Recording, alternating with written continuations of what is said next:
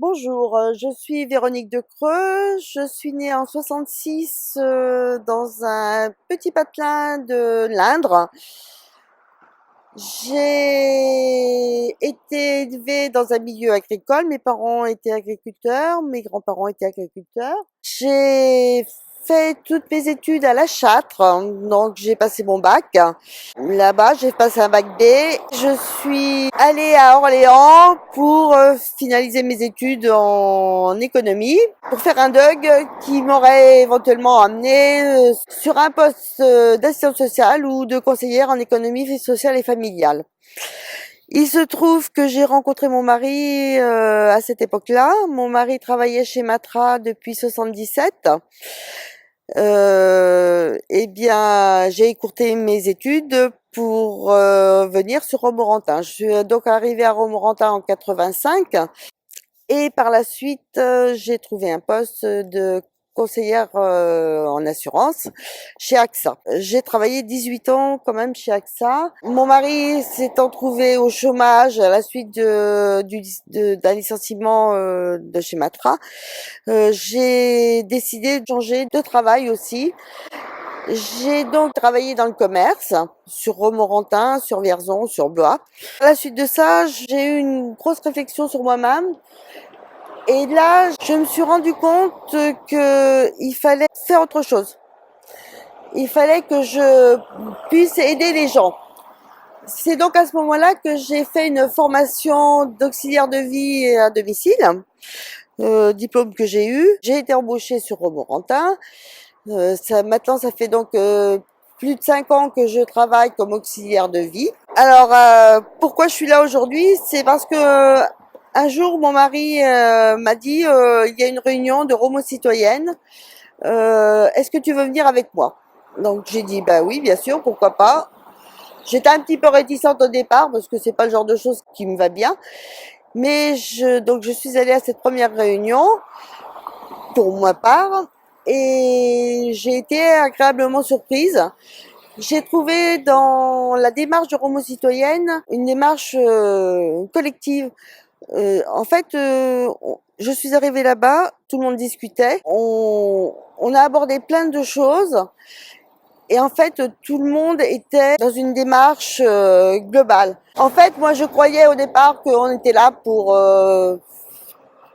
avoir une tête de liste ou autre, alors que c'était pas du tout le cas.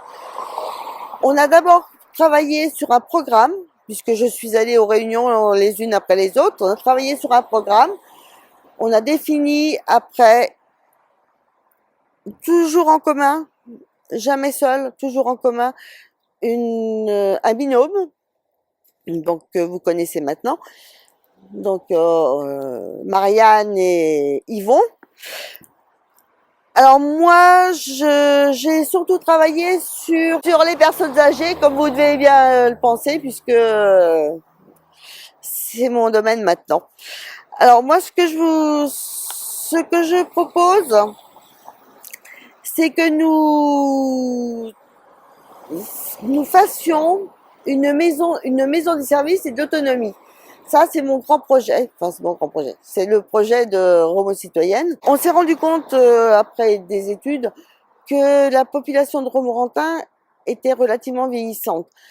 30% de la population a plus de 60 ans. Plus de 2000 personnes ont plus de 75 ans. Ce sont des personnes qui ont besoin d'être aidées, d'être soutenues, d'être aidées notamment auprès des démarches parce que ces gens veulent rester seuls chez eux, ce qui est tout à leur honneur, parce qu'on est bien mieux chez soi.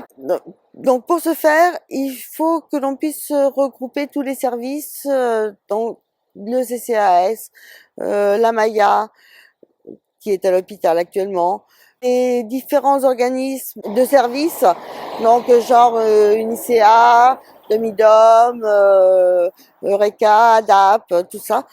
Ça regroupe également aussi des infirmières, parce que les infirmières travaillent beaucoup auprès des personnes âgées, les kinés. Et donc, dans cette maison, nous pourrions faire regrouper tous ces corps de métier et travailler ensemble pour améliorer le service que l'on peut donner aux personnes âgées.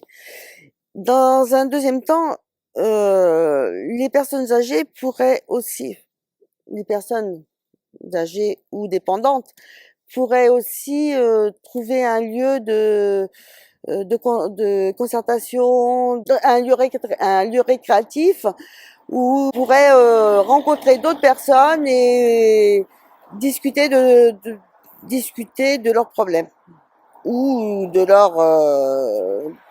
de ce qu'ils ont, de ce qu'ils vivent bien. Donc ça, ce serait la maison de l'autonomie. Elle pourrait se situer derrière moi, puisque le mail est en vente et que c'est un endroit qui est accessible à tout le monde, bien situé. Et dans notre projet, nous avons aussi également la volonté de développer un service de transport en commun.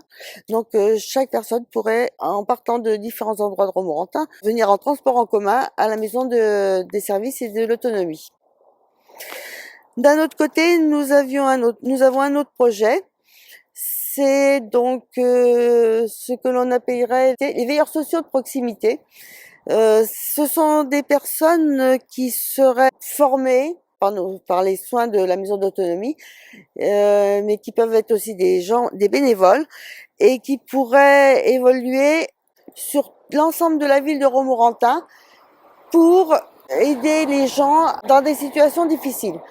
Bien sûr, on sait très bien que beaucoup de personnes âgées, le gros problème, c'est les chutes. On pourrait faire appel au service des veilleurs de proximité pour éventuellement relever une personne, pour venir en aide à une personne en difficulté, soit physiquement, soit psychiquement, et qui pallierait au fait que les pompiers sont obligés de se déplacer régulièrement pour des chutes et des choses comme ça. Nous, on pourrait intervenir. Voilà les deux points principaux, donc la maison des services et d'autonomie et nos veilleurs sociaux de proximité. Je vous souhaite de la part de Romo Citoyenne une excellente année 2020.